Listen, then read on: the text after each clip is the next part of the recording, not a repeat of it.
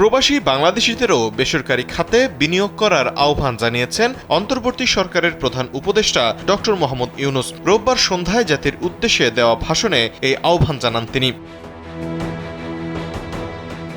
বাংলাদেশের অর্থনৈতিক উন্নয়ন ও তরুণদের কর্মসংস্থানের মূলে বেসরকারি খাত উল্লেখ করে তিনি বলেন, বিনিয়োগকারীদের উদ্বেগ নিরসনে সরকার অনেকগুলো কাজ করেছে। ইতোমধ্যে সত্যিকারের ওয়ান স্টপ সার্ভিস চালু হয়েছে। বিনিয়োগ সংক্রান্ত চ্যালেঞ্জ সমাধানে আন্তঃমন্ত্রণালয় কমিটি গঠন করা হয়েছে। বেসরকারি খাতের উপদেষ্টা কাউন্সিল ও ডিজিটালাইজেশনের মাধ্যমে সরকারি অফিসে না এসে প্রয়োজনীয় কর্মসম্পাদনের পদক্ষেপ নেওয়া হয়েছে বলেও জানান তিনি।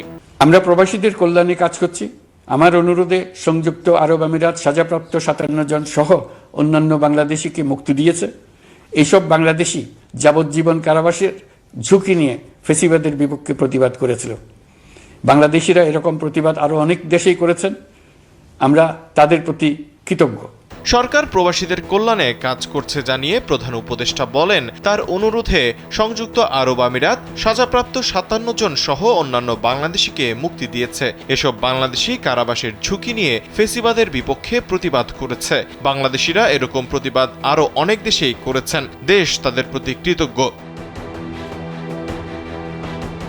ডক্টর ইউনূস বলেন, কয়েকদিন আগে বাকুতে সংযুক্ত আরব আমিরাতের প্রেসিডেন্ট শেখ মোহাম্মদ বিন জায়েদ আল নাহিয়ানের সঙ্গে তার কথা হয়েছে। তাকে বাংলাদেশের পক্ষ থেকে তিনি ধন্যবাদ জানিয়েছেন। মোহাম্মদ বিন জায়েদ বলেছেন, বাংলাদেশের জন্য যে কোনো সাহায্য লাগলে জানাতে। প্রধান উপদেষ্টা আরও বলেন, প্রবাসীদের কল্যাণে সরকার সম্ভব সব ধরনের উদ্যোগ গ্রহণ করেছে।